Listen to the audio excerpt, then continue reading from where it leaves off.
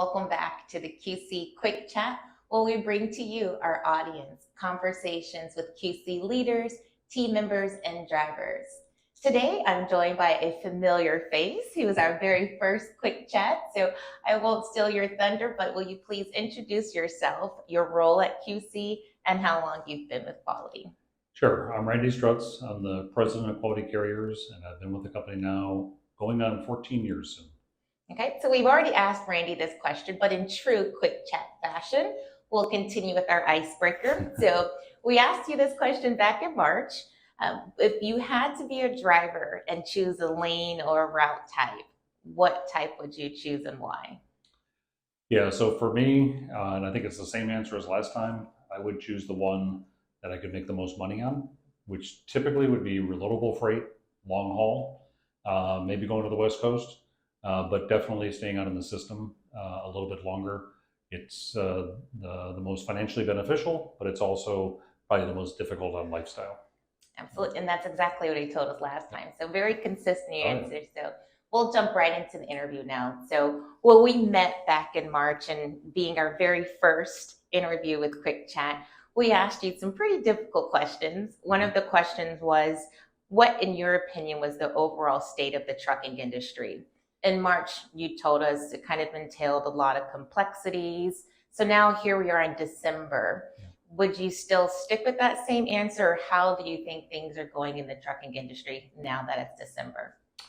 Yeah, so when earlier this year, we were just coming off the highs of the pandemic years of 21 and 22 especially. Things started to slow down the fourth quarter of 22 and have remained kind of sluggish ever since. So back then, it had just started, and the slowdown, I mean. So it wasn't really clear where was it going to go. It's really persisted throughout the year. So what I would say is, to me, the word right now of the day and has been is uncertainty. Our customers are uncertain, the market's uncertain, demand is uncertain, and that's really been the buzzword for the last 8 or 9 months. In such uncertain times, how do you keep the workforce, confident and certain that we're going to continue to press Yep. through these hard times? Because you've done such a great job at keeping all the employees engaged and really Yeah. confident with the growth and direction of the company. How do you do that?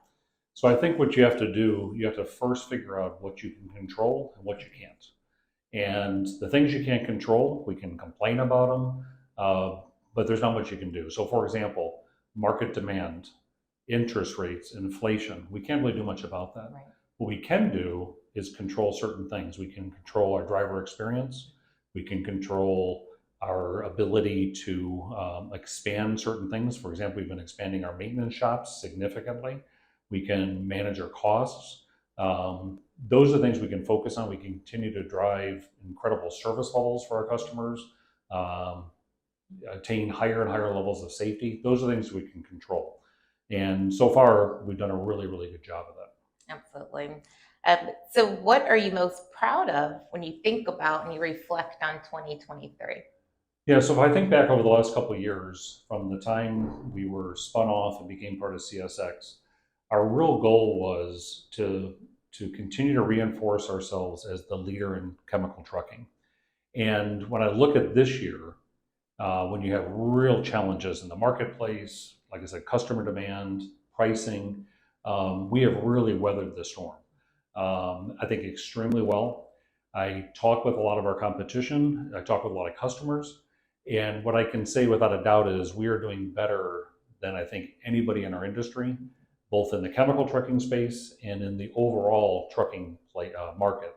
And so there's a few things that jump out. One is we have really managed our pricing, where everybody else is taking price cuts to try to stimulate demand.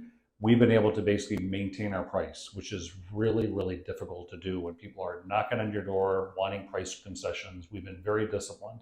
Our pricing department, our commercial team have done an excellent job there. It's not always easy. Sometimes we've lost some volume, but overall, my experience is it's hard to get price. It's really easy to give it up. And if you can avoid that, it's really, really beneficial. So I think we've done a phenomenal job in managing a really challenging market. You already hit on some of the points previously, but what was the biggest challenge for QC in 2023? Yeah, I think the number one challenge has been customer expectations for price reduction. Mhm. We've seen customers uh, specifically ask for 10, 15, 20% pricing reductions. We basically said no. We've been fairly aggressive on business we don't have to try to be more competitive, but we tried to protect our price wherever possible. And I think we've done a very good job of that. And I think that it's very, very difficult when you know our customers are getting pressured. It's not money in their pocket, individual people. Mhm. They're under pressure from their management because their volume is down, their revenues are down, their pricing is down. So we have been very strategic in where we've managed price. And I think for me, that's been the biggest challenge and really the biggest success this year. Awesome. So what are you looking forward to in 2024? What does the QC outlook look like? Yeah, so I think there's so many uncertainties still with the marketplace. You've got an election year with all that brings. You've still got, although reduced levels of inflation, it's still higher than what most of it have experienced for 20 plus years. And then you have interest rates that are still very high, which typically leads to lower investment, lower housing starts, lower construction. And so all those things are uncertain. And so what I'm looking forward to in 24 is the foundation we built over the last couple of years, how we can take advantage of that in the marketplace. And when the market does strengthen, it will. Nobody knows when. Mhm. I think it'll be in the second quarter of next year. That's my prediction. It's on the record now. But nobody really knows. What we do know is trucking goes through cycles. The economy goes through cycles. We keep hoping that it'll get better. I really do think by probably the second quarter of next year, we'll start to see an uptick. And that'll give us a little bit more flexibility in the marketplace, a little bit more flexibility in pricing, be able to hire more, bring on more drivers, and continue to drive that. Perfect. So we also asked our audience and we polled the audience to see what question they wanted to ask you. And it kind of goes hand in hand with the last one, but what are your specific goals for QC that you can share with us, right? Sure. Yeah, so there's a couple of things. I mean, we're going to continue to lead the industry in our service, our safety, our reputation. That is not really a goal, it's just part of who we are Right. every year. But the things that come to mind is continue to grow our intermodal product. We've seen really good success there. Um, Customers have been slow to adopt. They haven't had as many reasons to adopt because there's been plenty of capacity. So we're hoping as capacity maybe tightens up a bit next year, there'll be faster adoption. What I can say is that the customers that have adopted the product, they love it. So the way to think about that is the stickiness of the product is really high. The adoption is low, stickiness is high. So we want to continue to accelerate that. We're excited about some new initiatives and some new lanes we'll be able to offer. The second thing I think is we launched our new external maintenance program. We started with a customer plus with CSX to do some work for them. We want to see that grow dramatically.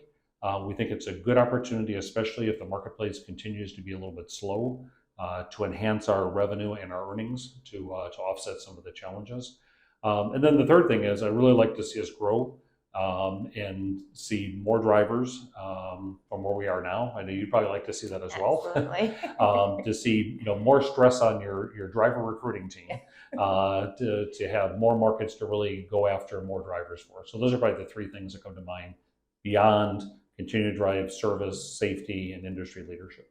Absolutely. So we started and we launched the Quick Chat series with Randy, and now we're giving a full recap, and he will be our final interviewee for 2023. So with that being said, are there any last parting thoughts that you'd like to give us as we wrap up this year with our Quick Chat series? Yeah, I think I would just like to say, I have the privilege of leading this organization, but what I would say is that's a privilege that I don't take lightly. And what makes me confident in our business in the future is the people, from the leadership to our drivers to our mechanics to our terminal personnel. And I want to thank you for everything you do to make Quality Carriers the leader in our industry, the leader in our space. Thanks very much. Absolutely. We thank you for being such a fearless leader and leading with transparency, from the town hall meetings to joining us in the QC chat. I think all of that goes back to having a confident workforce. And so we thank you for your leadership, and we thank you for joining us on our last Quick Check series. And we thank you, our audience, for not just joining us today, but for joining us all year. We've had a blast kicking off the Quick Check series. We can't wait to bring you more conversations in 2024. Have a great day.